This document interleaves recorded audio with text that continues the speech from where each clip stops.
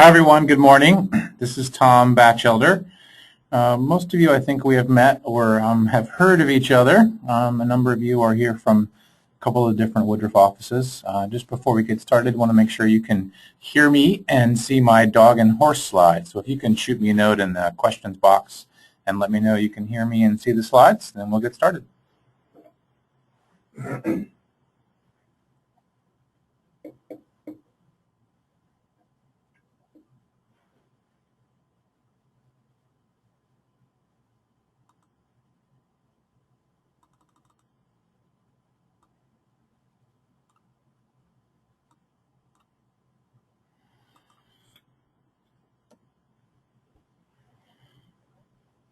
Perfect. Excuse me. The last time we did a webinar, I had lost my voice, and I thought that this morning I'd be fine. So anyway, good morning, everybody. We'll get started pretty quickly here. A number of you are kind of just logging on, so I'll give you all just a couple of quick seconds. For those of you that kind of know me, know that I'm obsessed with language and feel like kind of the right words and phrases can make a huge difference in getting responses and getting the truth and giving us the best possible chance to get what we want. That's oftentimes in the spirit of kind of stalled deals. That's oftentimes in business development outreach. It's oftentimes in presentations and negotiations. This particular topic is around referrals. It's actually a very comprehensive topic that we don't have time to kind of cover in detail. However, I wanted to give you some things to think about and some templates that you can take away and hopefully you can find some value in, and also just kind of remind you some ways in which you can use me as a part of this business development process. One of my key phrases is that this is a process, not an event, and that kind of, making changes to one's thinking and one's language and one's process takes place over a period of time. No matter how long we've been doing this, there's always kind of ways we can learn and improve and get better, and it's always my intention to kind of help with that process. At the end of this, you guys, all of you have access to me and my email address. I'll kind of remind you what it is if we are not already connected. All these slides are available to you. We're also going to post these on the intranet site. So I'm going to walk through a bunch of tangible examples and kind of talk about them. If you have any questions at any point in time, feel free to type a question in the question box. All of you are muted because oftentimes I find that somebody's dog is barking in the background at some point. So better to kind of keep everybody muted and keep things focused.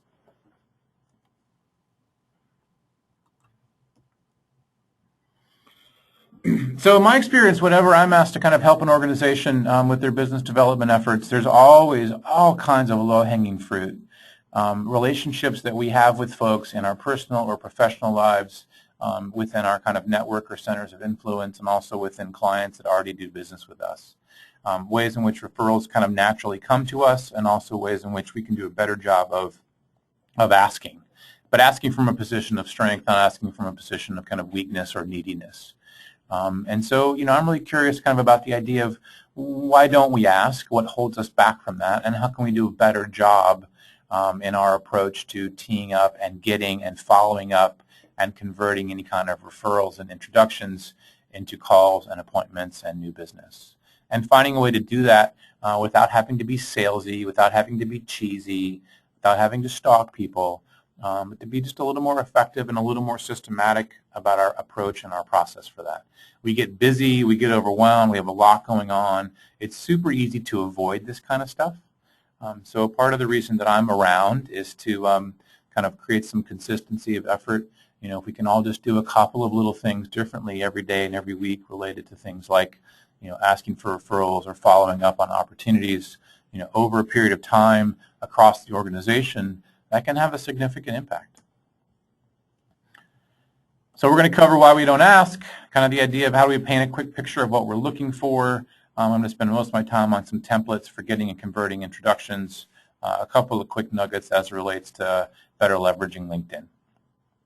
So why don't we ask? I mean, you guys know the answer to that question as well as I do, right? So oftentimes we don't ask because we don't want to appear needy, or we don't want to put anyone on the spot, or we don't want to be rejected.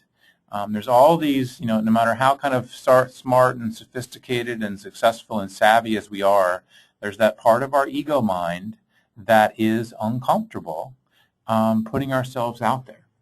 doesn't want to look needy, doesn't want to be rejected.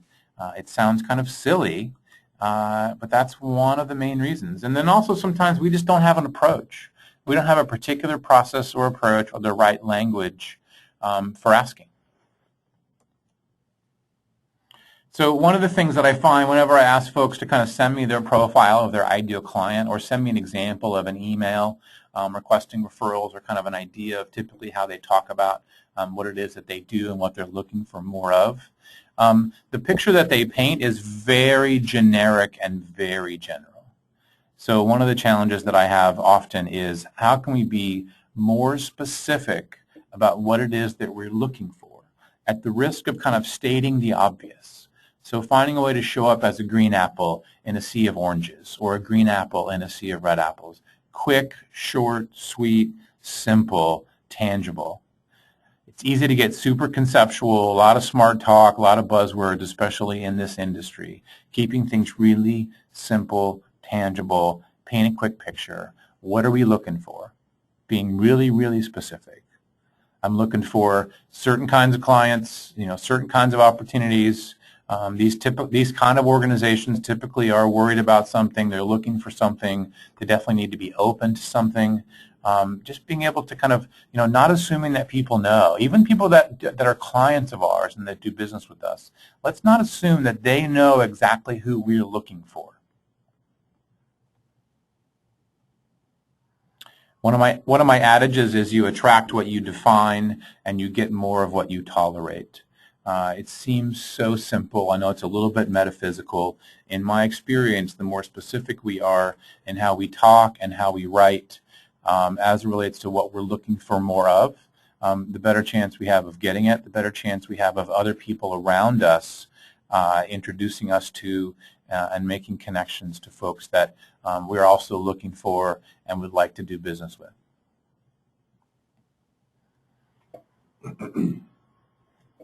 Oftentimes when we're talking about what it is that we do and who we do it for, we just have all these generic words and phrases and buzzwords and blah, blah, blah. They're boring, they're not interesting, they're a little bit needy, they're generic.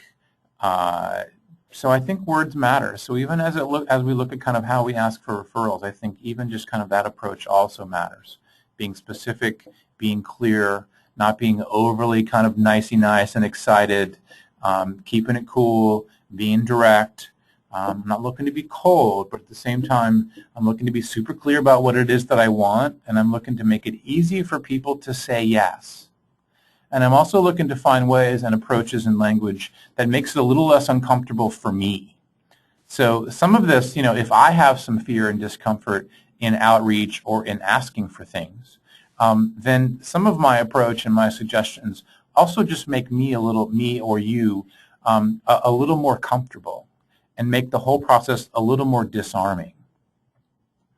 So it's as much in many ways, how do we keep ourselves a little more comfortable as it is also, the other party a little more comfortable, while at the same time kind of asking for what it is that we want.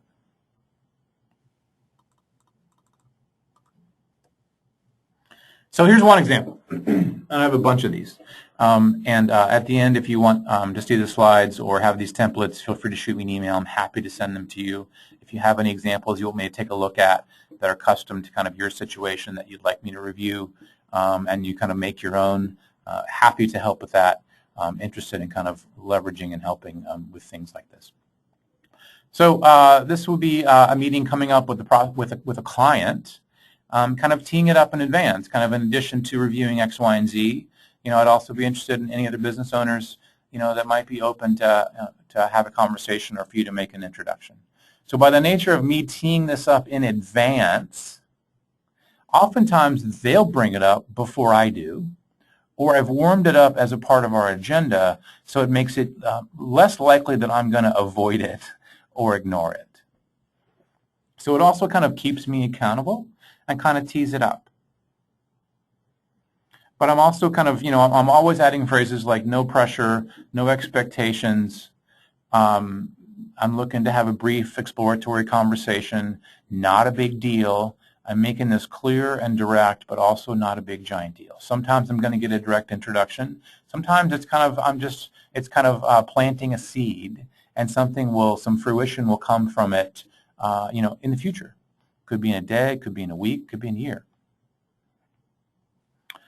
So another example that I've done with a number of you actually here internally is, things like confirming lunches or get-togethers with folks that were past clients, might have an existing current relationship, might be a part of your network, might be a little bit kind of mixing business with pleasure, which can be a tad awkward.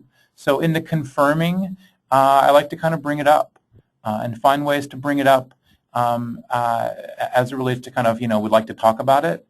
But if they're not open to it, that's fine. We're going to have a nice conversation no matter what. And so you'll see key phrases in a lot of my language, like at the very bottom here.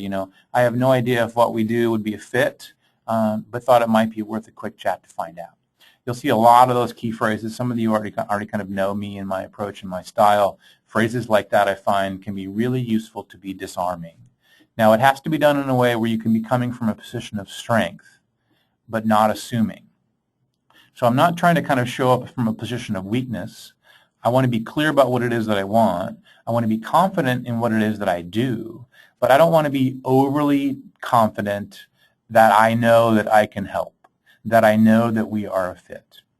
I'm just looking for people to be open to have conversations and make introductions to others, and I'm looking for them to be open to have a conversation. Any questions you have, feel free to shoot them to me in the questions box. Another situation, kind of a little bit kind of awkward, mixing business with pleasure, networking event with someone who's a peer, but you also have a question, about a particular business opportunity. So kind of finding a way to call it out and be disarming, to avoid mixing, kind of too much business and fun. Thought I'd reach out ahead of tonight. So instead of kind of the conversation in the moment being a little weird or a little awkward or a little too passive or a little too aggressive, teeing this up in advance. So this one in particular got a response actually within about 7 minutes in advance of the evening session. So then the evening session wasn't weird. It was all clear. It was all cool.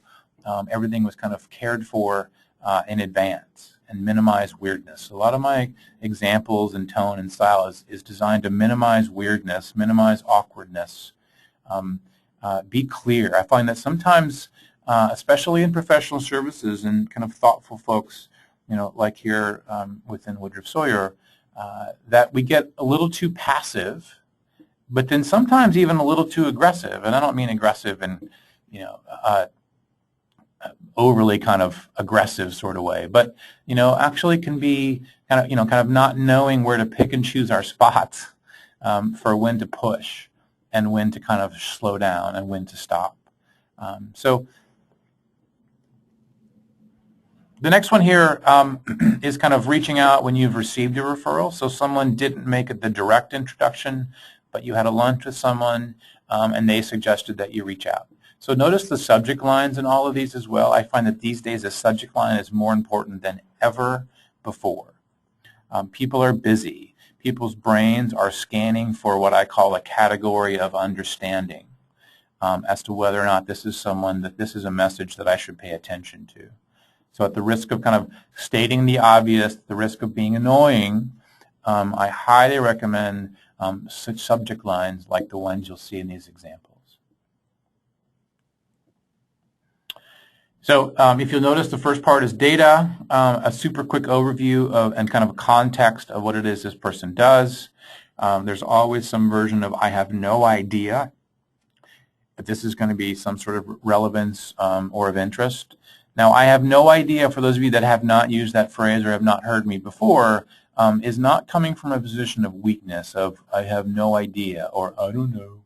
It's not designed to be coming from a position of weakness. It's actually designed to be coming from a position of strength.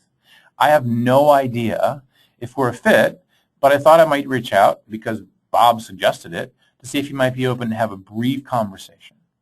So I'm trying to appeal to people's reasonableness. I know what I do. I have a little bit of a sense of what you do. Bob thought that we should talk, so I'm following up because Bob thought it was a good idea, not because I'm being an annoying salesperson. And just to be disarming, I don't know if we're a fit. Why don't we schedule a quick 10-minute chat, a 10-minute phone call, a quick coffee, whatever it is. You'll also see some of those phrases for me, which is kind of, chat, quick, phone conversation, 10 minutes, brief, all of those ways to kind of disarm people and let them know I'm not looking to take hours out of your day. The cost will be minimal to engaging with me and having a conversation. At that point in time, we'll have a pretty good idea if it makes sense to keep talking or not.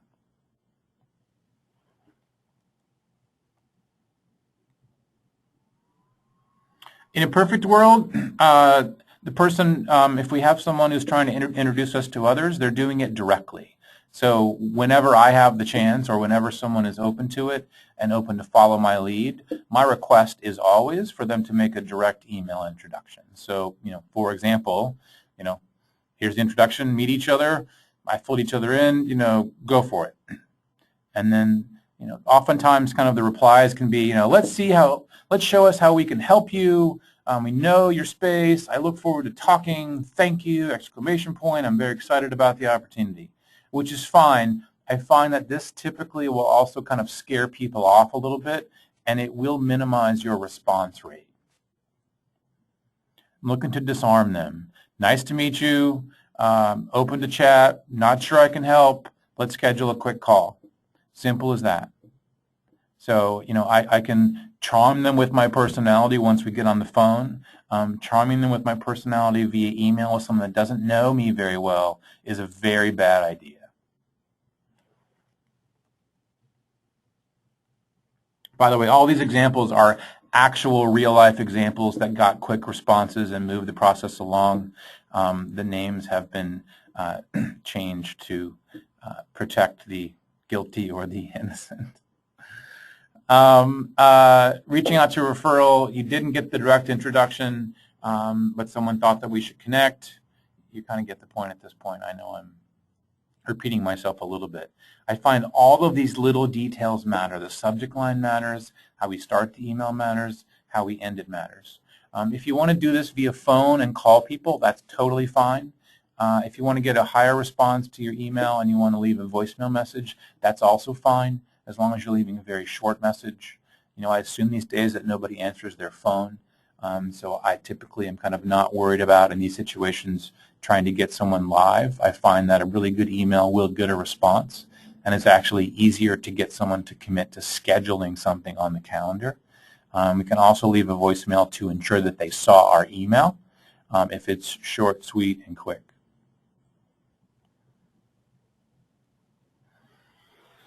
So if you see the bullet points here, this is designed to kind of, give them a reminder of the bullet points of the kind of client we're looking for. This is not industry specific. A couple of these examples here, I also kind of teed up are ones that are not specific to the industry. A lot of my work and a lot of this work, within Woodruff is within this industry and also within the organization, but it's equally relevant outside of it as well. So being specific about what it is that we're looking for, the logistics of why someone would hire us, what their pain and concerns would be in these bullet points, what the opportunity is to achieve something, and then what they're open to. So pain, opportunity, open to. These bullet points kind of fit that profile. Another example, reaching out to a referral that you received. Same template, same style. You get the idea. One of the things I do a lot of work on, some of you are aware of this and some of you are not, is around stalled deals. So situations where we reach out to someone, whether that's in any sort of business development situation or actually even in an internal situation, and we haven't heard back. So when we get a referral, if we're reaching out or getting connected, I find that we reach out once. If we don't hear back in about a week, 5 to 7 days, it's totally appropriate to reach out one more time with messages like this, and then let it go. We can loop back around to the person that connected us or that we have in common and just let them know that we reached out a couple of times and haven't heard back and we're going to let it go, which is totally fine. But I always want to give myself 2 chances to get them to respond and agree to something. And then at that point, I'm going to let it go.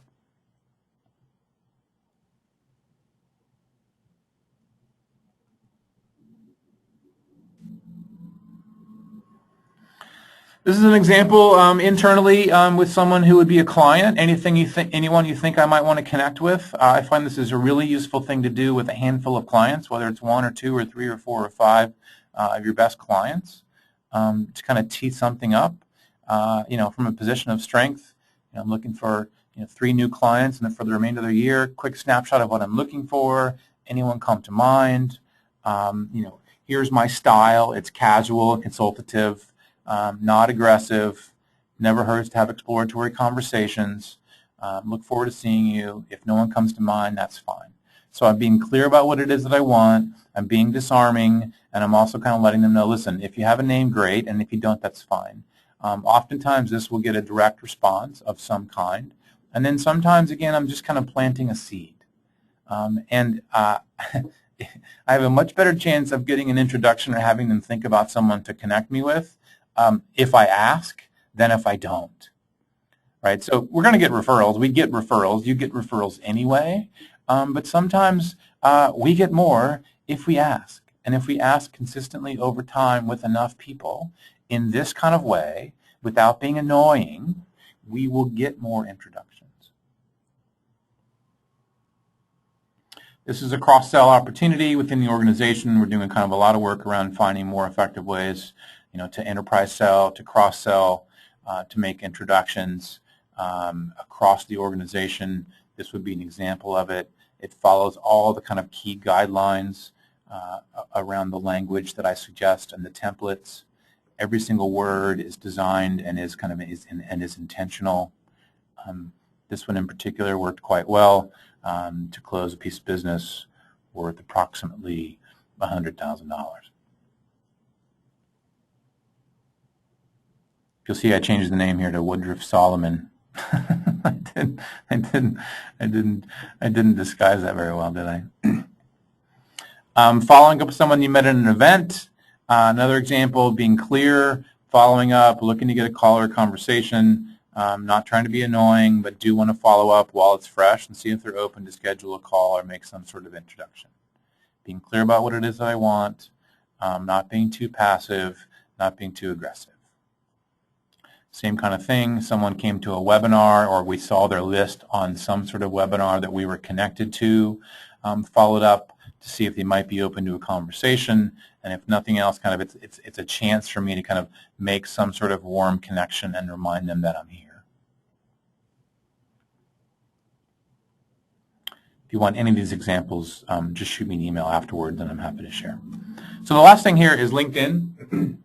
I highly recommend leveraging and using LinkedIn more effectively. Happy to have more of a conversation about that if you want to leverage that more effectively. I do have kind of a small mini program and philosophy around how to better leverage LinkedIn. This would be an example where you had something in common with someone who was a prospect. No one made a direct introduction, but there was something in common via LinkedIn.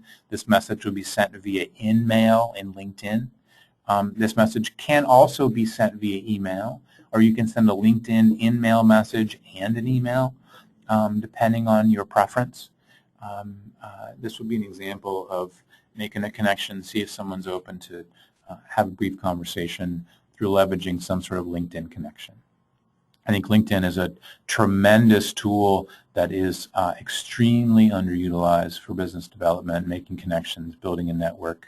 Happy to discuss that more if that's relevant, kind of based on your role and in your world, to build your connections, build your profile, build your contacts, find ways to kind of better leverage it. Doesn't need to be a big deal, doesn't need to be super comprehensive or super kind of cumbersome, just little things over a period of time. So the first example here on the top, I'm asking someone to make an introduction, so I see that they have someone that they're connected to that I would like to connect with and talk to. So this is kind of a short, sweet example of that. The bottom one is reaching out directly to someone where we have someone else in common, specifically a person we have in common, following the same kind of formula and philosophy and language that I've been suggesting all along. Short, sweet, seeing if they're open to connect. I know in the industry it's a little bit harder to kind of do blogs and write things because there's all of these rules and all this, whatever. Finding ways to post articles, blogs, events on your LinkedIn page, or writing something yourself, especially for those of you where that's relevant, I think is a really good idea. Finding creative ways to connect with people, brand yourself, provide something of value, share your own perspective. I don't think we do it enough. You guys also have your own webinars. You actually can promote your own webinar and kind of create links to internal webinars via LinkedIn and your network there. As far as LinkedIn goes, for me, it's always one step at a time. I work with a lot of folks on making their profile less boring, creating a process for their requests to connect, asking for recommendation, promoting things, spending 15 minutes a day or 1 hour a week, just finding ways to leverage LinkedIn where it's typically not. And just being consistent with our effort. So, as individuals and as groups and teams and as an organization, finding ways to be more consistent with our effort for how we use tools like LinkedIn, our consistency of effort for reaching out and asking for referrals, weaving into conversations with clients, weaving into conversations with our network, being a little more intentional about how we tee up and follow up on events, on lunches, on conversations, just being a little more disciplined about our approach. And over time, these kinds of behaviors, our thinking, our language, kind of our process and behaviors, it sticks. It changes. It sticks. My assistant, Sarah, found this visual for me. I actually don't know who the baby is. People always ask. Actually, I think the creepiest part is is the chicken duck thing with tape around its neck. So that's my piece of humor that I leave you with today. Talked a little bit about kind of why we don't ask for referrals, how to do a better job of being clear and painting a picture of what we're looking for, a number of examples and templates for getting and converting introductions. If any of you want these templates and examples, just shoot me an email. Happy to help in any way I can. You can also send me a text message if for some reason you don't hear back from me via email. I'm also around the office often, as I am actually right now. So have a good rest of your day. If you have any questions, feel free to shoot them to me in a questions box for the webinar, or feel free to shoot me an email directly, and I will talk to you all soon.